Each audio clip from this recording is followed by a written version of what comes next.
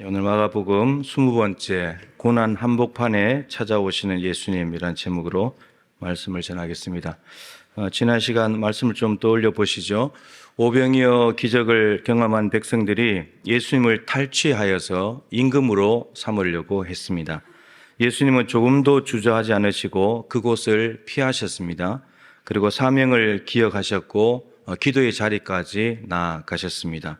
뿐만 아니라 제자들도 재촉해서 빨리 다른 곳으로 가라고 피하게 만들었습니다. 인기와 명예, 칭찬과 영광이라는 명예욕을 적극적으로 물리치시는 예수님의 결단이었습니다. 이것을 통해서 예수님은 하나님과 거룩한 관계를 유지하실 뿐만 아니라 제자들에게도 명예욕 멀리해야 돼 이렇게 본을 보이신 모습이었습니다.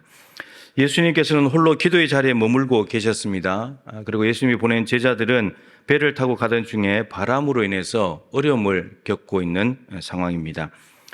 제자들은 이렇게 생각했을지 모릅니다. 우리는 이제 혼자다, 큰일 났다 그러면서 두려워하고, 또 예수님이 없어서 불평하고, 예수님 아마 우리 사정 모르실 거야, 이제 왜 우리만 이런 고난의 자리에 있어야 돼, 이런 생각이 들었을지 모릅니다. 그러는 동안 예수님께서는 무엇을 하고 계셨을까요? 48절 말씀에 보면 바람이 거스름으로 제자들이 힘겹게 노젓는 것을 보셨답니다. 산에 계신 주님께서 바다 한복판에서 힘겹게 노젓는 제자들을 보셨답니다. 제자들은 자기들 뿐이고 예수님은 아마 우리가 이 어려움 겪는지를 모르실 거야, 저 산에 혼자 계시니까 그렇게 생각했을지 모르지만 예수님은 다 보고 계셨다고 말씀하십니다. 사람들은 내가 어려움을 당할 때 내 옆에 아무도 없으면 나는 혼자야, 나는 버림받았어, 왜 나만 이런 고통을 당해야 돼, 이제 끝이야, 이렇게 생각을 합니다. 아무도 나에게 관심 없어, 이렇게 생각을 하죠. 그런데 문제가 뭐냐면은 우리가 하나님도 사람처럼 생각한다는 거예요. 하나님도 나와 함께 하지 않아. 하나님도 나를 버리신 거야. 하나님이 계시다면 왜 내가 이런 어려움을 당해야 돼? 이게 이제 우리가 사람이 그런데 하나님도 사람처럼 생각해 버린다는 거예요. 이사야서 49장 14절에 보면 바벨론의 포로로 잡혀간 남유다 백성들의 탄식이 나옵니다. 저들이 뭐라 그러냐면 하나님께서 나를 버리시고 나를 잊으셨다. 이게 이 나라는 단어가 참 중요한데 남유다 백성들이잖아요. 백성들이 말하기를 하나님이 나를 버리셨대요.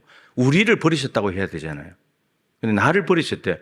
그 포로로 잡혀간 유다 백성들이 통째로 하나가 되어서 한 인격체인 것처럼 한 목소리를 낸다는 거예요. 하나님 우리 다 버리신 거야, 이렇게 생각한다는 겁니다. 근데 그 다음 절에 바로 하나님의 대답이 들려옵니다. 여인이 어찌 그 젖먹는 자식을 잊겠으며 자기 태에서 난 아들을 긍휼히 여기지 않겠느냐, 이렇게 말씀하십니다. 그들은 혹시 잊을지라도 나는 너를 잊지 아니할 것이라, 내가 너를 내 손바닥에 새겨놓으라, 이렇게 말씀하십니다. 엄마는 자식을 잊을 수 없잖아요. 자식을 긍휼히 여기지 않는 엄마가 어디 있겠어요? 근데 엄마는 혹시 그럴 수도 있대요. 혹시. 왜냐하면 사람이니까. 그저께죠, 인터넷에 2살 배기 남자아이가 3일 동안 집에 혼자 방치했다가 죽었어요. 24살 엄마가 이제 빌라로 오긴 왔는데 전입신고를 안 해놓으니까 주변에도 누가 왔는지도 모르고 전입신고도 안 되니까 사람이 사는지도 모르고, 근데 도시가스나 고지서는 계속 오고 누적이 되고 그러면서 애가 죽었어요. 그러니까 엄마잖아요. 엄마한테 자식을 긍휼히 여겨야 되는데 긍휼히 여기지 않는 거예요. 3일 동안 방치시켜놨다가 죽어버렸어요. 그러니까 인간 엄마는 이럴 수 있다는 거예요. 근데 하나님은 절대 그럴 수 없다는 거예요. 사람에게는 혹시 그럴 수도 있지만 하나님께는 혹시라고 하는 그 가능성조차도 없다는 거예요. 왜요? 손바닥에 새겨버렸으니까. 어떻게 잊어요? 하나님은 우리를 버리실 수가 없어요. 떠나실 수가 없어요. 언약을 맺었기 때문에. 아들의 피를 가지고 언약을 맺었기 때문에. 이는 내 피로 세운 새 언약이니, 예수님의 피를 걸고 맺은 새 언약 백성이기 때문에 우리를 절대로 버리실 수가 없어요. 하나님은 언제나 신실하게 우리와 함께 하시는 분이십니다. 시편 139편 말씀을 참 좋아하는데 1절부터 4절 말씀만 보면 이런 말씀이 있습니다. 여호와여 주께서 나를 살펴보셨으므로 나를 아시나이다. 하나님이 나를 살펴보신대요. 왜요? 우리 죄인을 뭐 볼 게 있다고 살펴보실까요? 우리를 창조하셨으니까, 사랑하니까, 관심이죠. 살펴보신대요. 그리고 아신대요. 근데 뭘 아시는가? 2절부터 이렇게 됐어요. 안고 일어섬을 아신대요. 여러분, 안고 일어서는 우리 일상이잖아요. 앉았다가 일어났다가 일상이잖아요. 그리고 우리의 생각도 아신대요. 네가 뭘 생각하는지 내가 다 알아. 아신대요. 그리고 내가 가는 모든 길을 안대요. 그리고 모든 행위도 안대요. 한편 좀 무서운 말씀이죠. 우리가 무슨 일을 하며 다니는지를 다 안대요. 내가 눕는 것도 안대요. 잠바 잘 때 눕는 것도 알고, 그리고 내 혀의 말을 알지 못하시는 것이 없대요. 여러분, 나를 이렇게까지 아는 존재가 이 땅에 있습니까? 나를 이렇게까지 아는 존재가. 부모도 다 몰라요. 오늘 아침에 일났는데 애가 없어요. 집에. 연락해보니까 친구 만나러 갔대요. 여러분, 저는 우리 아이가 눕고 일어나는 걸 몰라요. 언제 갔는지도 몰라요. 부모가 어떻게 다 알아요? 부모도 몰라요. 스토커라 할지라도 뭐 많이는 알겠지만 남보다 다 안다고 할 수가 없어요. 그런데 나를 변함없이 사랑으로 살펴보시는 분, 그래서 나를 전부 다 아신다는 분, 나 너 다 알아 이렇게 말할 수 있는 분은 하나님밖에 없어요. 누가 이런 말 할 수 있어요? 아무도 못해요. 여러분, 부부끼리 다 압니까? 다 몰라요. 이거 다 안다고 말씀하시는 분은 하나님밖에 없어요. 여러분, 우리 솔직합시다. 하나님이 나를 모르시는 겁니까? 아니면 내가 하나님을, 함께 하시는 하나님을 내가 모르는 겁니까? 내가 모르는 거잖아요. 내가 하나님이 함께 하고 있는데도 그걸 감지하지 못하는 거지. 그래서 고난 당할 때 나 혼자 하나님 날 버려서 이렇게 생각하는 거잖아요. 하나님은 바벨론 포로로 보냈지만 바벨론까지 쫓아가시는 분인데, 난 너와 함께 하고 있다고, 거기서 기도해도 내가 들을 거라고 그렇게 말씀하시는 분인데, 우리가 하나님을 믿지 못하는 거 아닙니까? 시편 139편을 생각하면, 제가 정확히 누군지 잊어버렸는데 병원 신방을 갔을 때, 오병원으로 제가 기억을 하는데, 거기 갔을 때 제가 이제 이 말씀을 마음에 주셔서 이 말씀을 전했어요. 근데 이 여자분이었는데 우시는 거예요. 눈물을 줄줄 흘리면서 우시는 거예요. 그게 이렇게 느껴졌어요. 그러니까 자기가 너무나 힘들게 살고 지금 몸이 아픈데 아무도 자기를 모른다는 거예요. 그럴 줄 알았던 거죠. 근데 하나님께서 다 아십니다. 그랬더니 이제 우는 거예요. 하나님이 알아주니까. 하나님 알아주니까. 그러니까 우리가 이 사실을 모르는 거잖아요. 하나님이 나의 사정을 다 아신다는 걸 몰랐기 때문에 힘들었는데 그걸 알고 나니까 기쁘고 좋은 거잖아요. 그러니까 우리가 하나님을 모르는 거지, 함께하는 하나님을, 나를 아시는 것을 모르는 거지, 하나님 우리를 모르실 리가 없어요. 고난당하는 제자들을 지켜보셨고 제자들이 힘든 시간을 보내고 있다는 것을 아신 예수님은 어떻게 하셨는가? 외면하셨습니까? 무관심하셨습니까? 보고도 기도에 더 집중하셨습니까? 아니요. 조금도 주저하지 않으시고 산에서 내려오셔서 바다 위를 걸어서 제자들에게 다가갔습니다. 고난의 현장에 직접 가신 거죠. 여러분, 예수님은 자신이 칭찬과 영광을 받는 자리는 머물지 않으셨지만 제자들이 어려움을 겪는 현장은 외면하지 않고 달려가셔서 거기에 머무십니다. 거룩하신 하나님과 함께하는 것을 귀하게 여기시지만 파도가 일어나 고통당하는 제자들과도 기꺼이 함께 하시는 분이 예수님이십니다. 기도하시기 위해서 높은 산에 오르기도 하시지만 혼돈과 무질서가 있는 바다 한복판까지 내려오기도 하시는 분이 우리 예수님이십니다. 오늘 본문에 나타난 예수님은 고난의 한복판에 직접 찾아가시는 목자의 모습으로 등장합니다. 먹을 것이 없는 이 사람들을 보시면서 목자 없는 양화같이 여겼다 그랬는데 이 제자들이 지금 목자가 없어서 힘들어하고 있는데 그 목자 없는 양 제자들에게 기꺼이 찾아가시는 분이 바로 예수님이십니다. 하늘에 계신 우리 아버지요. 하늘에 계시지만 너무나 높은 하늘에 계시지만 너무나 가까이 우리 집에 계시는 아버지 되시는 분. 이게 우리가 믿는 하나님이십니다. 제자들이 고난을 당할 때 고난의 한복판에 같이 계시고 예수님 어디에 계시죠? 바다 위에 서 계십니다. 고난의 한복판에 같이 서 계세요. 우리는 고난이 너무나 커서 고난의 가운데 찾아오신 예수님을 못 볼 때가 많습니다. 고난만 보이니까. 근데 예수님 지금 어디에 계세요? 고난 한복판에 서 계세요. 물 위에. 물 위에 서 계시다는 건 뭡니까? 바다를 통치하시고 다스리시는 분이라는 거죠. 우리 예수님 그런 분입니다. 제자들이 사망의 음침한 골짜기에서 두려워하고 있을 때 직접 찾아가셔서 두려움을 없애주시는 예수님은 바로 선한 목자이십니다. 여러분, 누군가가 고통을 당할 때, 내가 고통을 당할 때 사람들은 못 볼 수도 있고 볼 수도 있어요. 알 수도 있고 모를 수도 있죠. 근데 돕는 것은 보고도 못할 수도 있어요. 자기도 연약하니까, 대신할 수는 없으니까. 그리고 때로는 알고도 피하기도 해요. 그게 사람입니다. 부모라고 할지라도 자녀들의 고통을 못 볼 때 있어요. 모를 때 많습니다. 자녀가 무엇 때문에 힘들어하는지, 뭔 생각을 하고 있는지 모를 때 많습니다. 그러니까 모르니까 당연히 못 돕죠. 대신할 수도 없는 거고 그렇습니다. 그러나 우리 예수님께서는 다 보고 계시고 알고 계시고 그리고 어떻게 하십니까? 와서 도와주시는 분이십니다. 나 몰라라 하실 수 없는 분이에요. 예수님의 이 사랑이라는 본질 자체가 고통당하는 사람을 보면 못 견디게 만드는 거예요, 사랑이. 그래서 죄인을 위해서 십자가에 죽어버리는 거예요. 못 견디는 거예요. 죄인이라 할지라도 고통 속에 망하는 것은 절대 못 보는 거예요. 외면하거나 그리고 도와주실 수 없을 만큼 무능력하신 분이 아니십니다. 히브리서 4장 15절에 아주 중요한 말씀이 있죠. 우리에게 있는 대제사장은 우리의 연약함을 동정하지 못하실 이가 아니시다.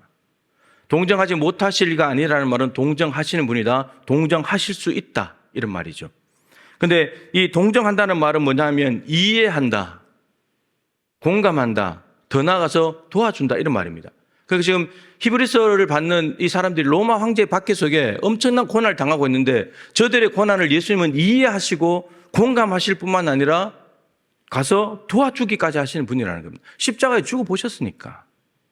그리고 부활하셨으니까 충분히 가능한 이야기라는 거죠. 물리로 걸어오시는 예수님을 제자들은 유령이라고 착각을 했습니다. 그러나 예수님께서는 안심하라. 내니 두려워 마라. 나다. 이렇게 말씀하셨고 배에 오르자 바람도 그치고 문제가 다 해결되었습니다. 여러분, 예수님이라면 이렇게 하실 수 있잖아요. 산 위에서 다 보고 알고 계셨다면은 산 위에서 바람아 멈춰라. 그래도 되잖아요. 파도야 잠잠해. 그래도 되잖아요. 근데 굳이 기도의 자리를 박차고 내려오셔서 바다 한복판까지 걸어가실 필요가 있는가? 이것이 제자들에게는 놀라운 일이었지만 고통의 자리에 함께하는 것입니다. 약한 자들과 연대하는 것이죠. 이게 동정하는 겁니다. 이해하시고 공감하시고 가서 도와주시는 거니까. 여러분, 이게 예수님의 성육신 정신입니다. 낮아지는 거잖아요. 내려가는 거잖아요. 네가 알아서 올라와, 네가 알아서 파도 해결해, 그러시는 분이 아니에요. 내려와서 도와주시는 분. 치유하는 교회 가서도 이제 했고 여러분들에게도 몇 번 했지만 시편 23편 다시 한번 좀 말씀을 하려고 하는데 여호와는 나의 목자시니 내게 부족함이 없으리로다. 이 말씀을 보는데 어느 날 부족함이 없으리로다라는 말이 눈에 들어왔어요. 부족함이 없어? 그럼 부족함이 있었던 거네. 근데 부족함이 있었는데 부족함이 없어졌다는 말이네. 어떻게 없어졌지? 하나님을 나의 목자로 삼았더니 이제 이렇게 해석이 된 거예요. 네.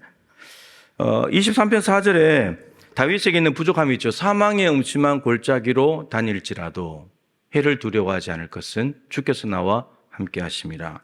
환경적인 부족함이죠. 삶의 자리에 찾아온 환경적인 어려움들. 근데 이 환경적인 사망의 음침함이 어떻게 없어졌는가? 하나님께서 사망의 음침한 골짜기 자체를 없애지 않으신다는 거예요. 그냥 그 사망의 음침한 골짜기에 와서 함께 하신대요. 이게 하나님의 방법이에요.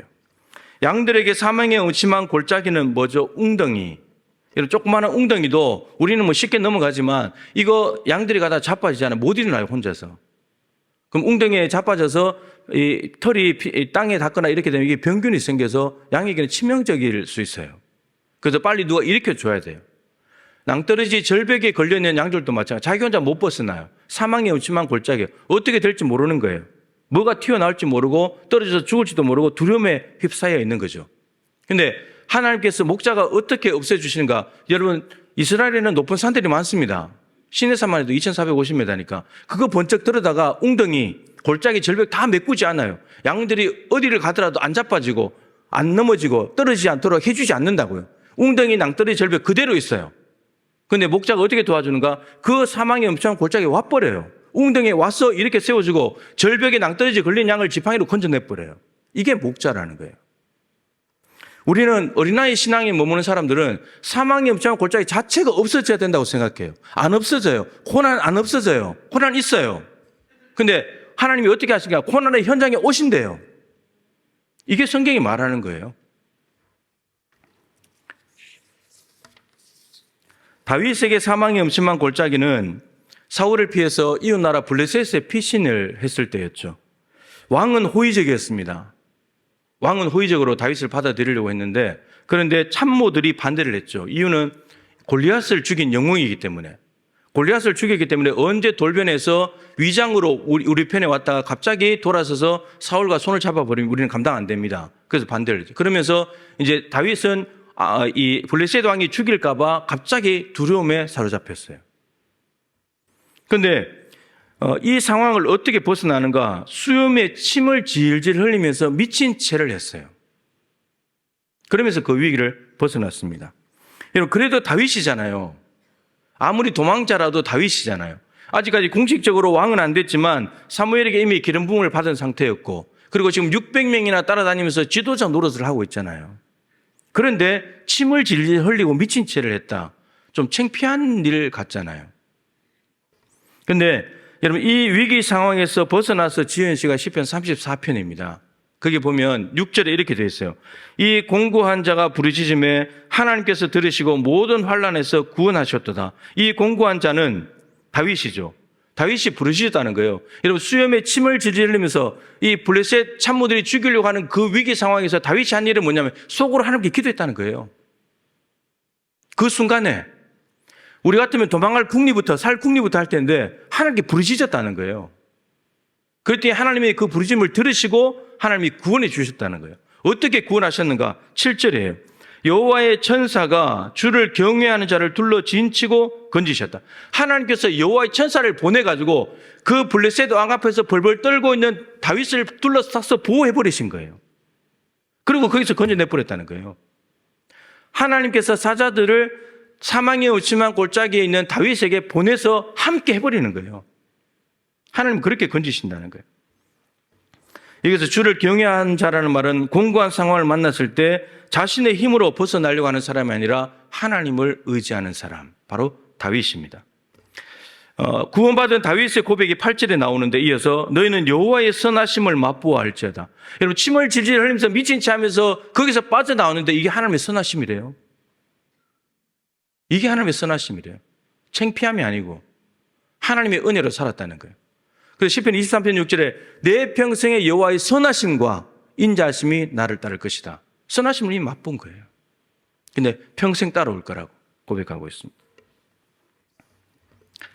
다니엘 이야기도 했었죠. 여러분, 30일 동안 다리오 왕 외에 다른 데 기도하면 사자굴에 간다. 그 악법이 제정되는 걸 좀 막아주시면 안 되나요?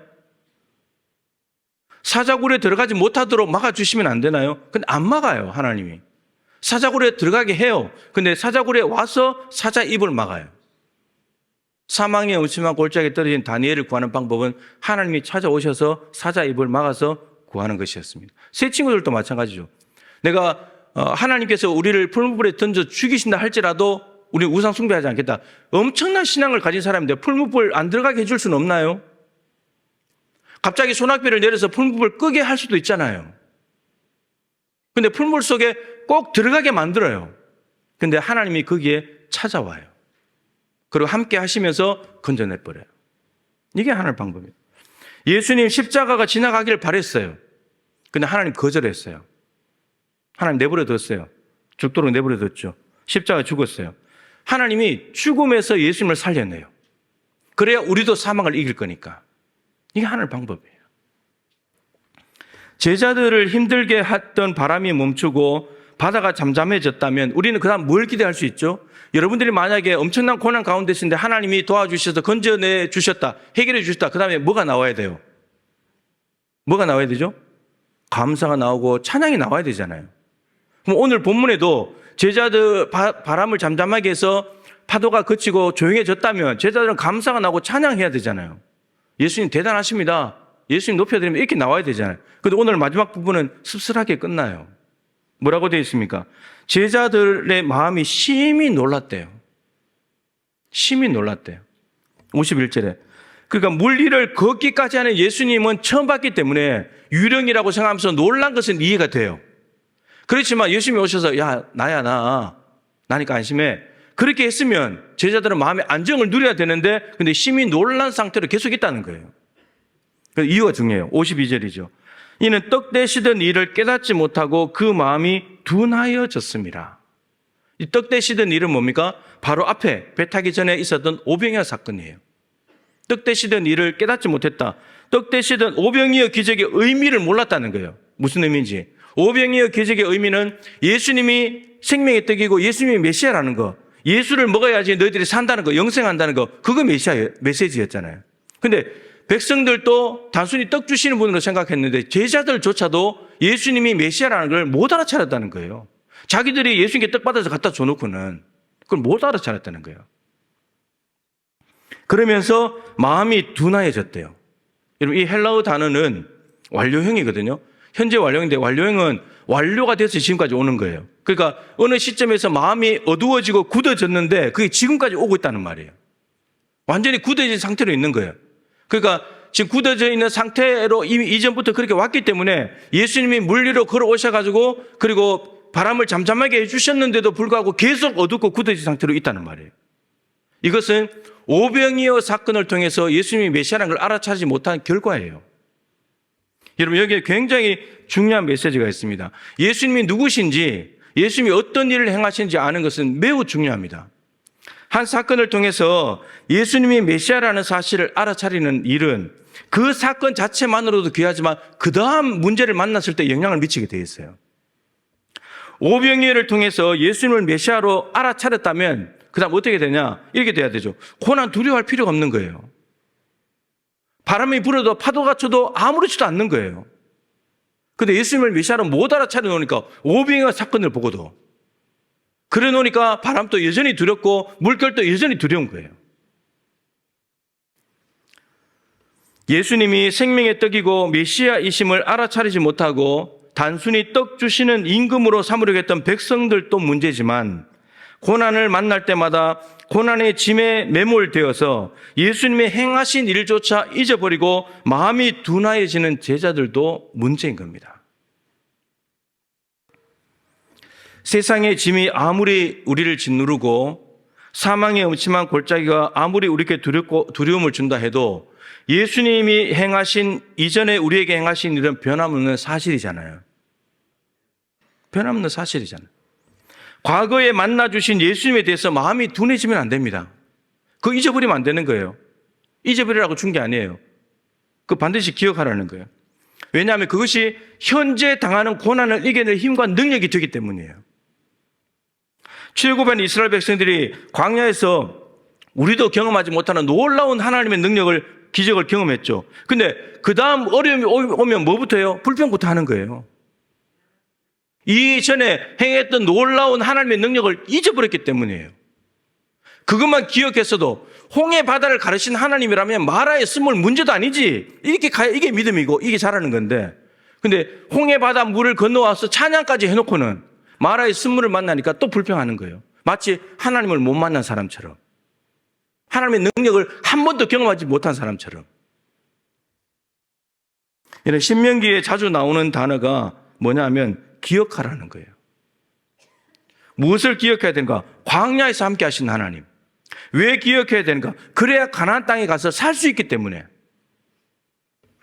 광야에서 많은 어려움이 있었습니다. 근데 함께 하시는 하나님의 은혜로 40년을 지나왔죠. 여러분, 가나안에도 여전히 어려움은 있습니다. 그렇지만 하나님의 은혜, 함께 하시는 하나님의 은혜를 기억하며 승리할 수 있다는 말이에요.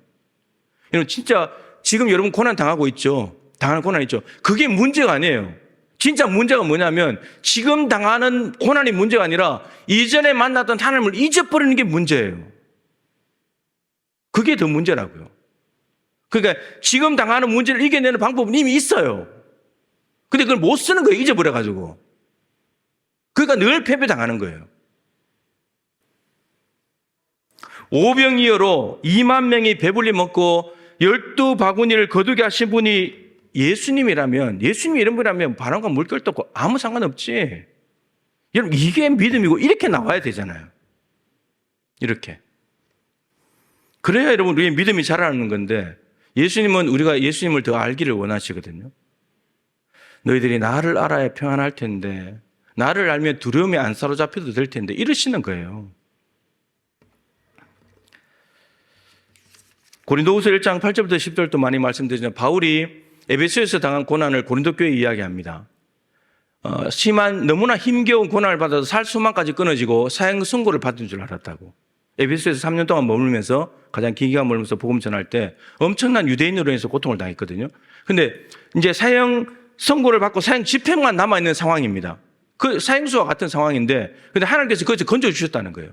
어떻게 건져주셨는가? 자기가 아니고 하나님을 더 의지하게 만드는 일이었기 때문에 하나님을 의지했더니 건져주셨다는 거예요. 그러면서 말하기를 지금 당하고 있는 고난도 하나님이 건져주실 거다. 믿는 거예요. 에베소에서 당한 고난을 이겨내게 해주셔서 그럼 지금 당하는 고난도 문제없지. 이렇게 간다는 겁니다. 그리고 더 중요한 것은 앞으로 또 어떤 고난이 온다 할지라도, 뭐가 올지 모르지만 온다 할지라도 나를 건져주시기를 기대하는 것을 나는 그에게 바랄 거다. 하나님께. 그러니까 과거에 한번 고난을 이겨내게 해주신 하나님을 만나고 나니까 현재의 고난도 그 하나님을 생각하면서 이겨내는 거고, 앞으로 올 고난도 그분이면 해결된다는 믿음인 거예요. 이게 바울의 믿음입니다. 여러분들이 지금 고난을 당하고 있습니까? 고난이 올 때 우리의 문제가 무엇이냐면, 고난이 뭐지? 내가 왜 이렇게 어려움을 겪고 있지? 자꾸 고난을 묵상해요. 고난을 자꾸 조사하고 파악한단 말이에요. 그거 할 것이 아니고 내가 이전에 만났던 하나님이 어떤 하나님이지? 그 하나님을 자꾸 떠올려야 되는데, 예전에 내가 아플 때 함께 해주셨지, 내 기도에 응답해 주시지, 자꾸 이거 생각해야 되는데, 이걸 생각하면서 그러면 그때 하나님이 지금도 함께 하시니까 우리가 지금 문제도 해결되겠네, 이렇게 가야 된다는 거죠. 고난의 때에 우리가 할 일은 이전에 만난 하나님을 기억하고 지금도 고난의 현장 한복판에 오셔서 함께 하시는 하나님을 믿는 것입니다. 그럴 때 여러분의 승리가 될 줄로 믿습니다.